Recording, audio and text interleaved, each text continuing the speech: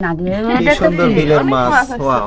আজকে আপনার ভাগ্যে লেন শিখি দুইজনে কাটালেন। একদিনও মাছ পাইলাম না, সে এবার গানি পাইলাম। ভাই মুক্তার ভাই যে মাছ ধরতে জানে। এর ভিতরে আর কয়দিন তো আসেন, আরো পারলে কে বিলের ব্যাঙের বাচ্চাও আছে। ব্যাঙের ছবি তুলে ব্যাঙের বাচ্চা মানছে কই না হয় এই সেম মাছের মতো, অনেকে ভুল করবে। ছোট মাছের মতোই দাও। ব্যাঙের বাচ্চা মেলাগুলাই পড়ছে, এই যে সব ব্যাঙের বাচ্চাগুলো।